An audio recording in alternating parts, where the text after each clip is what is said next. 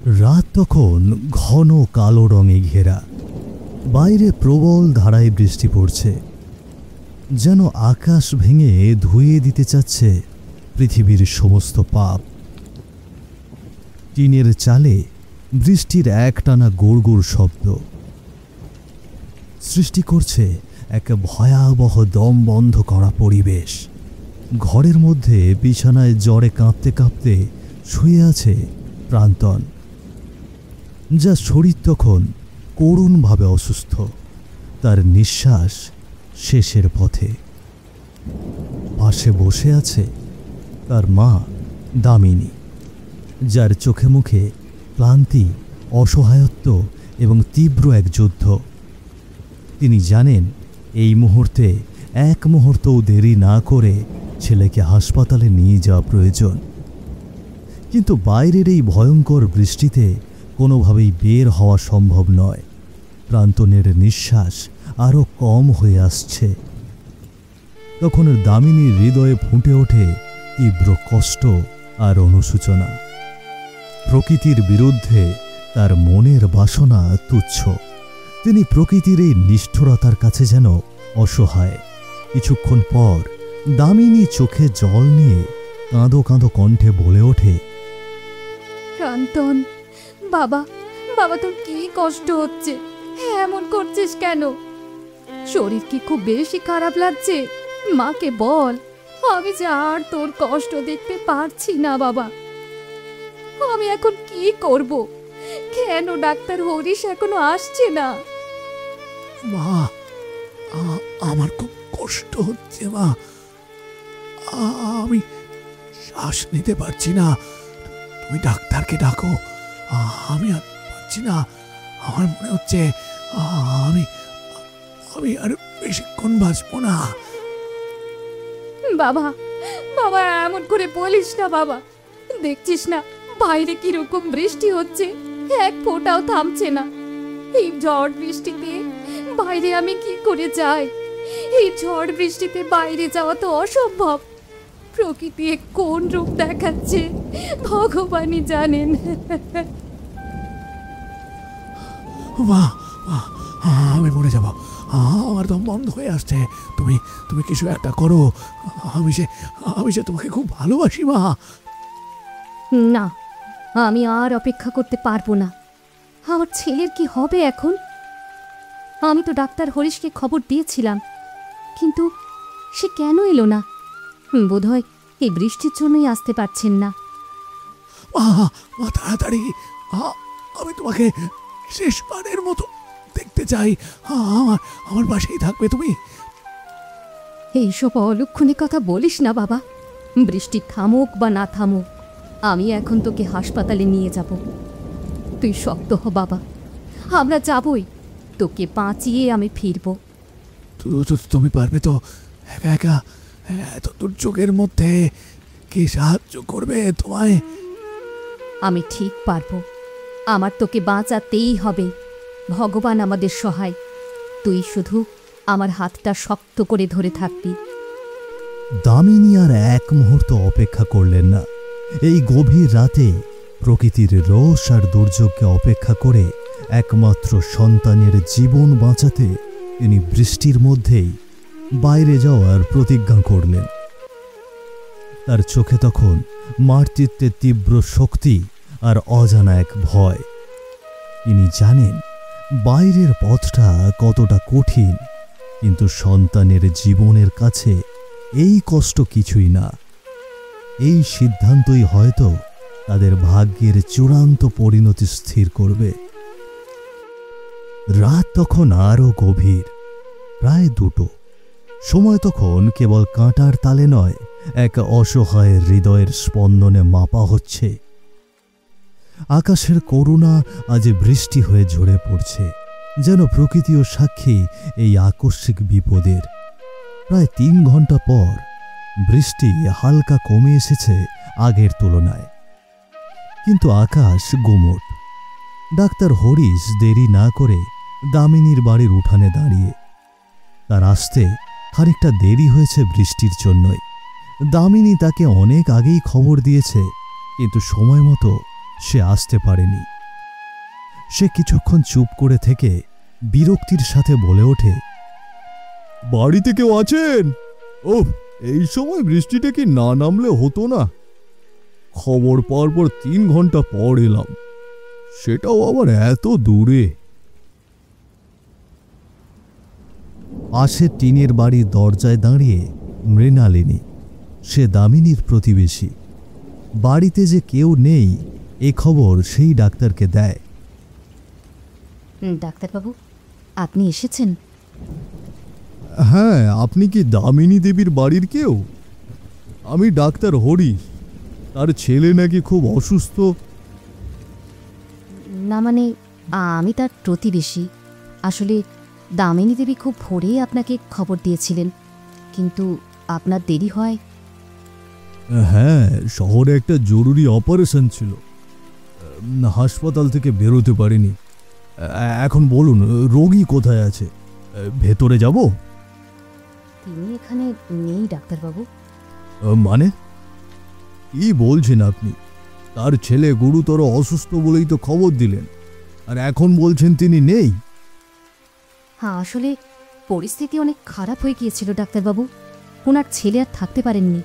হ্যাঁ, আপনি দেরি করায় বাধ্য হয়ে ছেলেকে নিয়ে একাই হাসপাতালে যেতে হয়েছে। এই তো প্রায় 2 ঘন্টা আগে। এই যে বলেন, এই বৃষ্টির মধ্যে হাসপাতালে? আমি যদি একটু আগে আসতে পারতাম। না না, আপনি নিজেকে এভাবে দোষ দেবেন না ডাক্তারবাবু। বিপদ কখন আসে তা তো কেউ জানে না, বলুন। হ্যাঁ, আপনার হাতে হয়তো অন্য কোনো প্রাণ বাঁচানোর দায়িত্ব ছিল। জানি, তবুও কোন হাসপাতালে গিয়েছেন কিছু বলতে পারবেন? তাহলে আমি এক্ষুনি যাব। তা তো আমার ঠিক জানা নেই ডাক্তারবাবু। সম্ভবত ওই গ্রামের বড় সরকারি হাসপাতাল। ঠিক আছে, ধন্যবাদ আপনাকে। আর দামিনী দেবীকে বলবেন আমি এসেছিলাম আর আমি ভীষণভাবে দুঃখিত। হ্যাঁ, আমি বলবো ডাক্তারবাবু। হ্যাঁ, আপনিও সাবধানে যাবেন, বৃষ্টি বাড়ছে। হ্যাঁ, ভালো থাকবেন। রাতের বৃষ্টি আরো ঘন হলো। ডাক্তার হরিশের পদশব্দ ভিজে রাস্তায় মিলিয়ে যেতে লাগল। সেই পদশব্দে এখন পেশাদার দায়িত্ববোধের সাথে মিশে আছে এক গভীর অনুশোচনা। জীবন মৃত্যুর খেলায় সময় যে সবচেয়ে বড় প্রতিপক্ষ, তা যেন এই রাতের পরে আরও একবার প্রমাণিত হলো। একজন অন্যকে খুঁজতে গিয়েও পেল না, কেবল রয়ে গেল সময়ের ব্যবধান আর এক প্রতিবেশী নারীর নরম স্বর, যা হয়তো বৃষ্টি ভেজা রাতের এক অলিখিত করুণ গাথা। বৃষ্টির মধ্যে ছেলেকে নিয়ে আর ভেজেনি দামিনী। সে তার ছেলে প্রান্তনকে একটি গাছের ছায়ায় রেখে যানবাহন খুঁজতে ব্যস্ত। কিন্তু এই নির্দয় পৃথিবীতে কেউ তার সহায় হবে কিনা ঈশ্বরই জানেন। সময় গড়িয়ে ঘনিয়ে এসেছে রাত। বৃষ্টি তখনও থামেনি, যেন প্রকৃতি শোকে আচ্ছন্ন। ভেজা গায়ে প্রান্তনকে গাছতলায় রেখে দামিনী গ্রামের চায়ের দোকানের বেঞ্চের সামনে দাঁড়িয়ে। বেঞ্চে বসে আছেন ভ্যান চালক রনক, তার চোখে নির্দয়তা আর লোভ। দোকানের পাশে রনকের খালি ভ্যান রাখা। দামিনীর চোখে তখন সন্তানের কষ্ট আর বাঁচার শেষ আশা।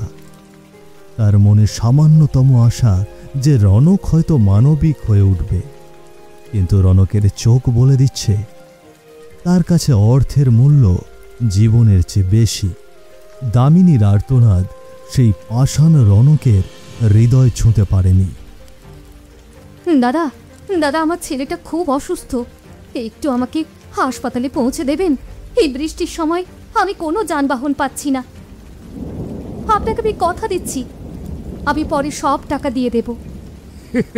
হাসপাতাল এত রাতে? ভাড়ার পরিমাণ জানেন? কম টাকায় আমার পোষাবে না। আমি ঝুঁকি নেব কেন? আমার ভ্যান খারাপ হলে কে দেখবে? দাদা, দাদা, আমি আপনাকে ভাড়ার চেয়েও অনেক বেশি টাকা দেব, কিন্তু কিন্তু আমার কাছে তো এখন কোনো টাকা নেই। তাড়াহুড়োর কারণে ভুল করে বাড়িতেই ফেলে এসেছি। বিশ্বাস করুন, পরে আমি সব টাকা শোধ করে দেব। আমার ছেলেটা একটু ভালো হয়ে উঠুক। টাকা ছাড়া কোনো কাজ হবে না। আপনি টাকা নিয়ে আসুন। আমি গরিবকে বিশ্বাস করি না। কত লোক এভাবে বলে আর টাকা দেয় না। দাদা, দাদা, আমার ছেলেটা মরে যাবে। আপনি একটু দয়া করুন দাদা, একটু দয়া করুন। আমার ছেলেটার জীবন বাঁচান আপনি। আপনার দুটি পায়ে পড়ি দাদা, আপনার দুটি পায়ে পড়ি। হ্যাঁ, মরে গেলে আমার কি? টাকা নেই তো কাজও নেই। যান এখান থেকে, আমার সময় নষ্ট করবেন না। হঠাৎ প্রান্তন শেষ নিঃশ্বাস ত্যাগ করে। পাশে বসে থাকার শক্তি হারিয়ে সে লুটিয়ে পড়েছে মাটিতে। যা দেখা মাত্রই দামিনী বিকট চিৎকার করে ওঠে। তার কণ্ঠে এক অসহনীয় যন্ত্রণা। সে ছেলের পাশে বসে মরা কান্না কাঁদছে। নিজের সব শক্তি দিয়ে সে যেন কেঁদে চলেছে। এ যেন জীবনের মরণের টানাপোড়েনের মাঝপথে প্রকৃতি নিয়ে এসেছে মা দামিনীকে। বাবা, বাবা প্রান্তন, তুই আমাকে ছেড়ে চলে গেলি। বুক থেকে ছেলে হারা হয়ে খালি বুকের মায়ের আর্তনাদে ফেটে পড়ে বৃষ্টির রাত। দামিনী রেগে রণকের দিকে দৃষ্টি দিয়ে তাকে কঠোর গলায় অভিশাপ দেয়। আপনি আপনি আমার ছেলের মৃত্যুর জন্য দায়ী। আপনার লোভী আমার ছেলের জীবন কেড়ে নিয়েছে। আমি কি করব? আমি তো কিছু করিনি। আপনি কিন্তু বাড়াবাড়ি করছেন। আপনার শাস্তি হবেই। আপনি মুক্তি পাবেন না। প্রকৃতি এর হিসেব চুকিয়ে দেবে। আমি আপনাকে অভিশাপ দিলাম। দামিনীর এই অভিশাপ প্রকৃতি ঠিক মিলিয়ে দেবে। কোনো পাপী শাস্তি ছাড়া পৃথিবী ছাড়তে পারবে না। রণকের লোভ সেদিন কেড়ে নিয়েছিল একটা নিষ্পাপ জীবন। একটা জীবন অকালে ঝরে গেল কেবল অর্থের কাছে মানবিকতার পরাজয়ে। দামিনীর শেষ অভিশাপ যেন প্রকৃতির এক নীরব সংকেত, ভয়াবহ পরিণতির ইঙ্গিত। রাতের আড়ালে এই করুণ মৃত্যু আর নিষ্ঠুরতা চাপা পড়ে রইল। মায়ের কোল কেড়ে নিল এক হিংস্র প্রকৃতি। সব যেন আগে থেকেই লেখা ছিল। আকাশ জুড়ে কালো রাত ইঙ্গিত দিচ্ছে কোনো আসন্ন বিপদের। এমন সময় জঙ্গলের গভীরে বটতলায় বসে আছেন একজন সন্ন্যাসী। তার চোখে মুখে গভীর প্রজ্ঞা ও স্থিরতা। তার সামনে বসে গ্রামের মহাজন শঙ্কর। শঙ্কর জানতে এসেছেন গ্রামের অমঙ্গল সম্পর্কে। তার মনে তখন অজানা এক ভয়, যা প্রান্তনের মর্মান্তিক মৃত্যুর পর আরও বেড়ে যায়। সন্ন্যাসীর উপস্থিতি যেন এই ভয়াবহ রাতের একমাত্র ভরসা। প্রণাম নিবেন বাবা। এই গ্রামে কি যে সব হচ্ছে, এই সবাই ভয়ে আছে। এই দুর্যোগ কেন নামলো? শান্ত হও। এই গ্রামে অমঙ্গল নেমে এসেছে। পাপের বোঝা ভারী হয়েছে। মানুষের লোভ আকাশ ছুঁয়েছে। প্রকৃতি ক্ষুব্ধ হয়েছে। পাপ? কিসের পাপ? আপনি স্পষ্ট করে বলুন। আমরা কি এর থেকে বাঁচতে পারবো না? লোভ, নিষ্ঠুরতা। এই গ্রামের লোভী মানুষেরা গরিবদের জীবন নিয়ে খেলছে। ঈশ্বর দেখছেন, এই পাপের ফল ভয়াবহ হবে। এর থেকে নিস্তার পাওয়ার কোনো কি উপায় নেই? আমরা কি মুক্ত হতে পারবো? আমাদের গ্রাম কি তবে শেষ হয়ে যাবে? পাপের স্বীকার না করলে কারও নিস্তার নেই। এই গ্রামের মানুষের প্রায়শ্চিত্ত করা প্রয়োজন। ভয়ঙ্কর শাস্তি আসছে। তোমরা প্রস্তুত হও। আমি কিভাবে সাহায্য করতে পারি? আমার উপর কি কোনো কর্তব্য আছে? হ্যাঁ, লোভ আর অহংকার ত্যাগ করতে হবে, নিজের পাপের ফল স্বীকার করতে হবে, সত্যের পথে ফিরতে হবে। আমি কি করতে পারি? আমারও কি পাপ আছে? আমাকে আপনি পথ দেখান। তুমি শুধু সত্যের পথ ধরে থাকো, মিথ্যা তোমাকে গ্রাস করবে, তোমার সততাই তোমাকে রক্ষা করবে। যা আপনার আদেশ বাবা। গ্রামবাসীর মঙ্গল হোক, এটাই আমার চাওয়া।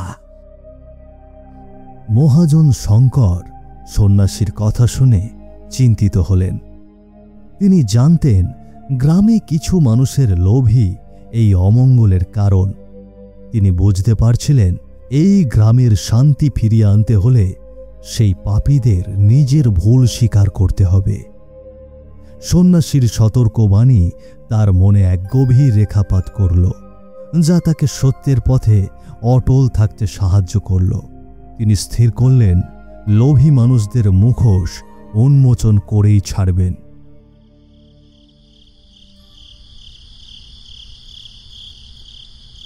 এই সেই অভিশপ্ত রাত। গ্রামের পথ তখন গা ছমছমে, যেন অন্ধকারের জাল পাতা। গাছের পাতা নড়ছে না, তবুও বইছে শীতল বাতাস। রাস্তার দুই পাশে খালি ক্ষেত। রনক বাড়ি ফিরছে হেঁটে। তার মনে তখনও দামিনীর করুণ মুখ আর তার লোভের স্মৃতি। বাতাস অস্বাভাবিকভাবে ঠান্ডা ও শীতল। তার বুকের ভেতর দাপিয়ে বেড়াচ্ছে এক অজানা আতঙ্ক। সে বারবার নিজের অজান্তেই ভয়ে ঢোক গিলছে আর ঘামছে, যেন তাকে অনুসরণ করছে কেউ। পথে কোনো মানুষ বা প্রাণী নেই বললেই চলে, কেবল অন্ধকার আর নীরবতা। আমি আমি আর এই পথে আসবো না। সেদিনের কথা মনে পড়ছে, মনটা কেমন যেন কুডাকছে। গাছের ডালে বসে আছে দামিনীর ভূত। তার চোখে আগুন জ্বলছে, যেন দুটি জ্বলন্ত কয়লা জল জল করে জ্বলছে।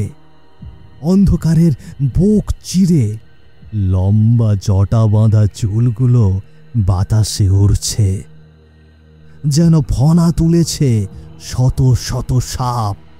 মুখ থেকে রক্ত গড়িয়ে পড়ছে, লম্বা দাঁত বেরিয়ে আছে, হাতে পায়ে রক্ত। এক ভয়ানক বিকৃত রূপ, যা মানুষের কল্পনাতেও আসে না। তার শরীরে পচনশীল গন্ধ চারপাশের বাতাসকে যা করে তুলেছে ভারী। হঠাৎ ভূতটি উড়ে এসে এক বিকট হাওয়ার শব্দে তার সামনে এসে দাঁড়ায়, যেন গাছপালা ভেঙে পড়ল। রনক, কোথায় যাচ্ছিস? তোর মুক্তি নেই। তোর পাপের প্রায়শ্চিত্ত তোকে করতেই হবে। ভূত ভূত ভূত, আপনি আপনি আমাকে ভূত মারবেন না। আপনি আমাকে মারবেন না। আমি ভুল করেছি, আমি ভুল করেছি।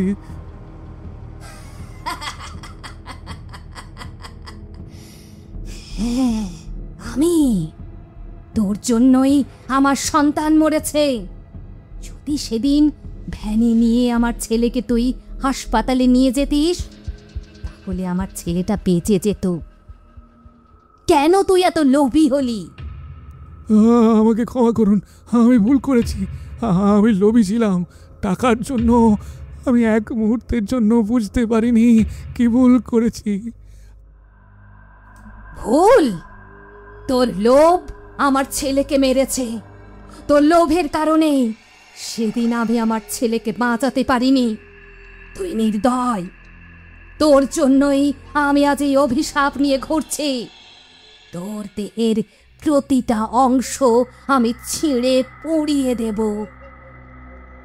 কোনো পাপীর চিহ্ন যেন এই গ্রামে না থাকে। আমি আর এমন করবো না। আমি সবার পাশে থাকবো। আমি নিষ্ঠুর হব না। আমার অনুশোচনা হচ্ছে। আমাকে একটা সুযোগ দিন।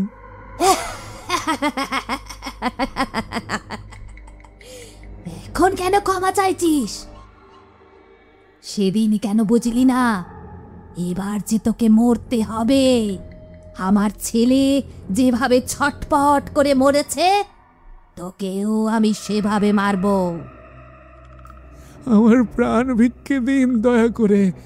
তোর জন্যই আজকে আমার এই দশা। তুই শুধু আমার ছেলে না, আমাকেও মেরেছিস। সেদিন ছেলে হারা মা হয়ে আমি দিক দিশা হারিয়ে পাগলের মতো ছুটেছি। কিছু খেতে পারছিলাম না। তারপর এক রাতে আমি সব কষ্ট নিয়ে শরীরের শেষ নিঃশ্বাস পেলি। আমি বুঝতে পারছি আপনার কষ্ট। আমি কথা দিচ্ছি আর কারো সাথে এরকম করব না। সবার বিপদে সাহায্য করব, লোভ ছেড়ে দেব। যা যা, তোকে ছেড়ে দিলাম। তুই এখন মুক্তি পাবি, কিন্তু তোর পাপ তোকে সারা জীবন দগ্ধ করবে। তোর শান্তি হবে না। প্রতি রাতে তোকে এই ঘটনার কথা মনে করতে হবে। আমি অনুতপ্ত। আমার বিচার হোক, আমি সব মেনে নেব। মনে রাখিস, লোভের ফল হয় ভয়ঙ্কর। এই শিক্ষা যেন তোর জীবনের শেষ শিক্ষা হয়। দামিনীর অতৃপ্ত আত্মা মিলিয়ে গেল হাওয়ায়। রনক সেই পাপের বোঝা নিয়ে বেঁচে রইল। প্রতি মুহূর্তে তার মনে চলতে থাকল এক নীরব যন্ত্রণা। রনকের জীবনে লোভের ফল নেমে এলো ভয়ঙ্কর রূপে। গ্রামের মানুষ জানল, অমানবিকতা কোনোদিন ক্ষমা পায় না। এই ঘটনা গ্রামের মানুষের মনে লোভের বিরুদ্ধে এক গভীর সতর্কতা সৃষ্টি করে। পাপের শাস্তি কেবল মৃত্যু নয়, কখনো কখনো বেঁচে থাকাটাই হয়ে যায় সবচেয়ে বড় শাস্তি।